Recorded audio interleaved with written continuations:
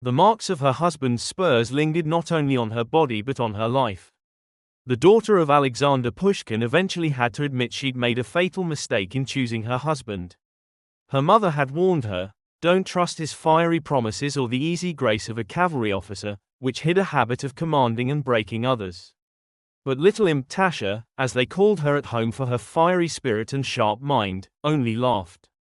She was drawn to what seemed untamed, strong, and rough in him, mistaking it for strength, unaware it would turn to cruelty in intimacy. The marks of his spurs stayed forever, not just on her skin but in her memory, in that sacred layer where a woman's pride and quiet hope for happiness tangle with an unshakable shadow of fear. Ashamed of being unloved and unwanted, she learned to hide bruises under long sleeves and heavy veils, as if the fabric could shield her not only from prying eyes but from her own memories. She moved gracefully, yet with a slight stiffness, a subtle gesture that stirred respectful delicacy in others. No one dared ask directly, though suspicion always hung in the air. Her body, once trembling lightly at a tender touch, became a field of silent scars, where every contact was met with caution and the secret memory of pain. This was her fate, a woman raised in the shadow of a great name, left unloved and unneeded. Love turned into dependence, passion into humiliation, and pride that refused to admit defeat. She was only 8 months old when her father died. Of course, Tasha couldn't remember him. Sometimes, gazing at his portraits, she tried to find something of herself in his features, and, comparing her reflection in the mirror, she did see a resemblance. In her, the lines of her mother and father blended remarkably.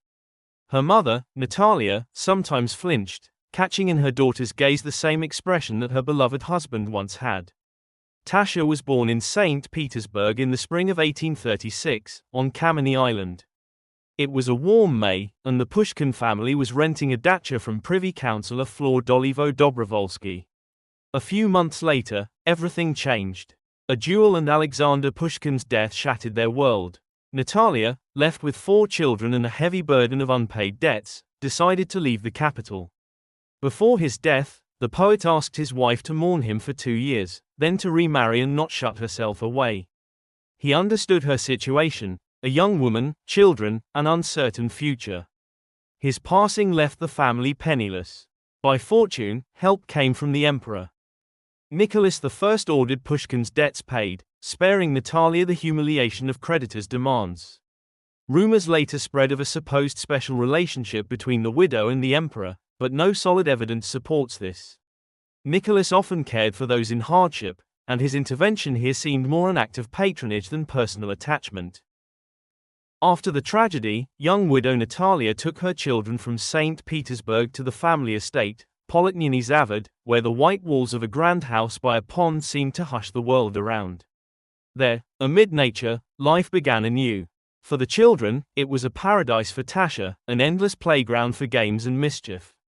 She was the heart of the household, lively, restless, and her nickname Little Imp stuck firmly.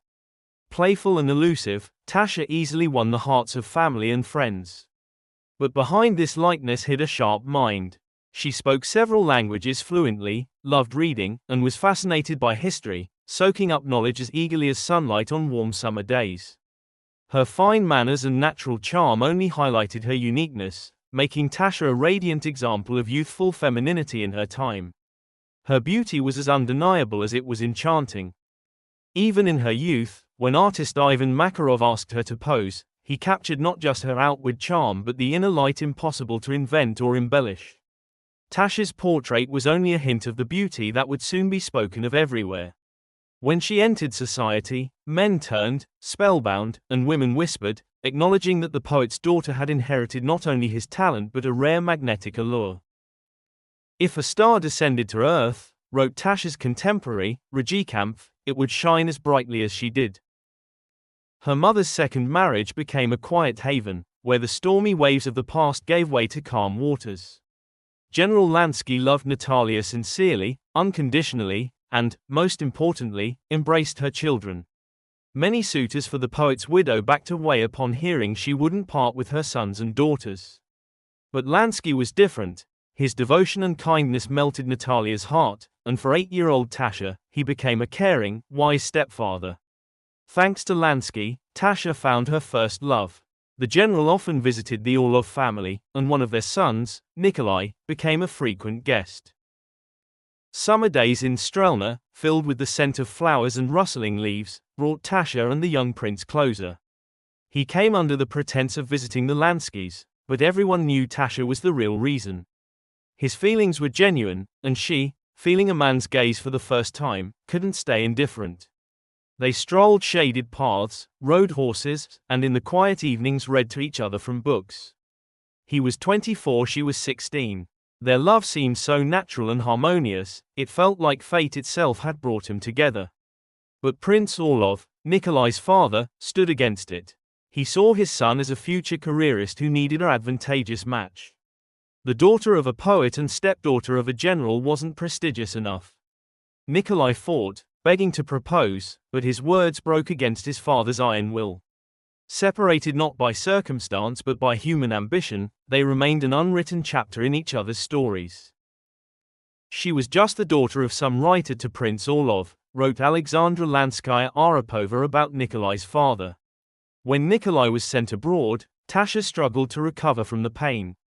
The separation was cruel. No one explained why their happiness became impossible, why someone so dear vanished from her life.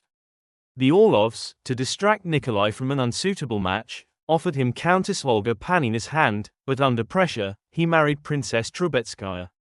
The marriage was unhappy. Neither he nor his wife found harmony, quarrels, separations, and their first child arrived only 9 years after the wedding. It was a union of cold calculation, not hearts. For Tasha, the breakup was a true emotional disaster. Her young heart, open to love for the first time, was shattered. Feeling an aching emptiness, she sought solace in a new infatuation. That was Mikhail Dubelt, son of the Gendarmerie Corps chief, a man with a strong and complex character. Mikhail lacked refined manners and was far from gentle, but his confidence and intensity captivated Tasha. Her mother and stepfather tried to warn her, but it was no use. Tasha was resolute. She saw in Mikhail not just a lover but an escape from the fate of her older sister, Maria, who, despite serving as a lady-in-waiting at court since 1852, never married. To Tasha, her sister's loneliness was a stark warning.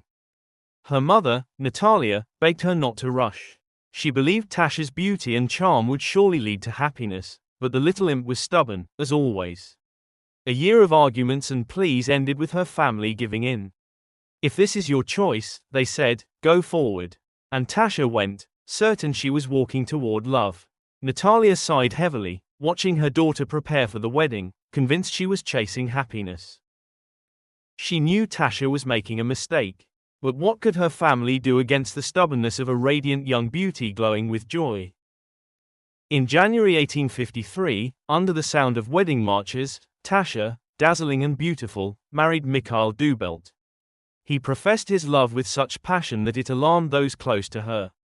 But Tasha refused to listen. Mikhail was 13 years older, with deeply rooted habits, and life with him became a trial from the start. His jealousy wasn't just intense, it consumed everything. Tasha couldn't take a step without sparking his suspicions. He made scenes if she lingered in conversation with a servant and insisted she never visit friends alone. It was total control, unraveling their union from the very first days. Gradually, her illusions crumbled, leaving only fear in place of love. Mikhail wasn't just jealous, he was a tyrant. He raised his hand against Tasha, and once, in a fit of rage, left spur marks on her body, wounds that would never fully heal. After that, Tasha only left the house in clothes that hid her bruises, long sleeves, heavy cloaks, veils. She no longer shone, she carefully concealed what had become of her dreams of love.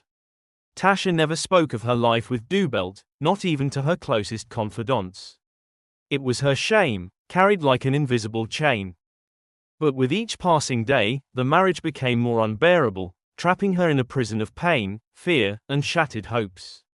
She tried to hide her pain, wrapping her body in long sleeves and veiling her face. But pain, like water, always finds a way out. Servants whispered, her family suspected. Slowly, the truth broke free. Soon, rumors of Mikhail Dubelt's cruelty reached the highest circles. Emperor Alexander II, known for his compassion toward the unjustly wronged, learned of the young woman's suffering. Society erupted in outrage. Tasha, the beautiful, was pitied, while her husband was unhesitatingly called a monster. Under the weight of public and court condemnation, Dubelt lost control. His anger, instead of fading, only grew. Now it turned not on his wife but on the circumstances. Furious that their private matters had become public, Mikhail, wounded in his pride, demanded a divorce, hoping to escape the scandal and forget the farce his marriage had become. Tasha, broken but proud, accepted his decision in silence. Divorce promised not just freedom but the first step toward breaking the chains that had bound her so cruelly. Yet only she and her reflection in the mirror, now devoid of joy, knew the cost of that step. For 9 long years, Tasha lived with Mikhail Dubelt, hiding tears behind smiles and bruises under layers of fabric. During those years, she bore him 3 children, hoping motherhood would strengthen their bond and soften Mikhail. But reality was harsh. Jealousy, anger, and humiliation became her constant companions. Her dowry, once promising stability, was squandered, and rumors of his cruelty spread through fashionable St. Petersburg. In 1862, Mikhail, no longer needing his wife or her faded beauty, proposed a divorce. For Tasha, it was salvation, as if a cage door had finally swung open. Without a moment's hesitation, she agreed and left the house where she had endured so many painful years. Society could hardly believe that a woman like Tasha, Alexander Pushkin's daughter, the embodiment of grace and charm, could end up in such a humiliating position. She was envied, admired, loved. Yet her lawful husband, gifted with such a treasure by fate, failed to value it and ruthlessly destroyed what could have been happiness. Her beauty struck me, wrote Sergei Zagoskin in his memoirs. In all my life, I've never seen a more beautiful woman. Tall, slender, with remarkable fairness, she shone with a dazzling brilliance. Natalia Pushkina, eager to distract her daughter from bitter memories, insisted on a change of scenery. A summer with Baroness von Friesenhof seemed the perfect solution. There, away from society's bustle, surrounded by loved ones, Tasha began to come alive. Her smile grew warmer, her gaze calmer.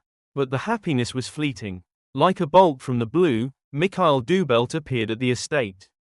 He looked pitiful, his voice full of pleas. He swore to Tasha he had changed, vowing to start anew. But Tasha stood firm. Too much pain, too much humiliation. When his pleas turned to threats, Mikhail was expelled from the house. The Baroness and Natalia demanded he leave the woman in peace, formally initiating the divorce process. Divorce in the 19th century was a long and complex affair. To avoid unwanted attention, Tasha traveled abroad, spending months in Switzerland, France, Italy, and Austria. Each new place welcomed her with admiration. Natalia Alexandrovna's beauty and charm captivated those around her, making her the talk of society even beyond Russia. It was then that fate granted her a second meeting with a man she couldn't forget. Prince Nikolai Wilhelm of Nassau, the same man who had asked her to dance at Alexander II's coronation ball. Back then, under Dubelt's disapproving gaze, their conversation was brief but left a lasting mark. Now, years later, their paths crossed again. The prince proposed, defying all conventions. His family was horrified. Tasha was divorced, with 3 children, and Orthodox. No princess title was granted. Only the modest title of Countess Merenberg, and even that was due to Nikolai Wilhelm's insistence. But he didn't care. He made it clear he wouldn't back down. All that remained was to await the divorce's formal conclusion. The wedding of Tatiana Alexandrovna and Prince Nikolai Wilhelm of Nassau was quiet. It was a modest ceremony, more like a family gathering than a courtly ritual.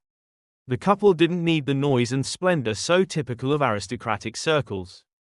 They were bound by something else, not a desire for grandeur but a quiet certainty in being with someone who offered life without fear or humiliation. They built their family nest in Wiesbaden, a small, tranquil town where the steady rhythm of life itself felt safe. For Tatiana, it marked the start of a long-awaited new chapter. In the home she shared with her husband, there was simple joy, the warmth of family dinners, children's voices, and confidence in tomorrow. Soon, children arrived, first Sophia, then Alexandra, and later a son, Georg Nikolai. With their births, the family felt complete. In these children, something both had long lacked came alive: natural closeness and a sense of solid ground. Each day in Wiesbaden confirmed to Tatiana that this time, she hadn't been mistaken. Here, she didn't need to hide tears or smiles. Here, she felt not only a wife and mother but a person who had found long-sought balance. Her life, scarred by the past, gained meaning, and her heart found the peace she had lost too early. "It's strange to see the child of our demigod married to a German," wrote Anna Filosofova to Fyodor Dostoevsky. "She's still beautiful, very gracious, and her German husband is a kind, remarkably good-natured man." Tatiana's beauty passed to her daughter Sophia. In 1891, Sophia married Grand Duke Mikhail Mikhailovich, grandson of Emperor Nicholas I. The union stunned the imperial family and sparked a deep scandal at court. The Grand Duke's mother couldn't bear the shock and died soon after from a stroke. Emperor Alexander III refused to recognize the marriage as legitimate. The young couple was forced to leave Russia and settle abroad. Their life wasn't easy. Lacking official status, limited means, and cold treatment from relatives made their situation difficult. Only when Nicholas II ascended the throne was their union legitimized, but by then, the couple had settled in England, where their children grew up among British aristocracy. One of their descendants, the Duke of Westminster, continues the line today. Tatiana's son, Georg, was also tied to the imperial family. In 1912, in Nice, he married Princess Olga Yurievskaya, daughter of Emperor Alexander II, from a morganatic marriage. The union drew attention not only for their lineage. For a time, the couple was considered potential claimants to the Luxembourg throne. As for Tatiana Alexandrovna herself, fate gave her a rare chance for her generation. Her second marriage was happy. She was loved by her husband and found the peace and stability she had lacked in her youth.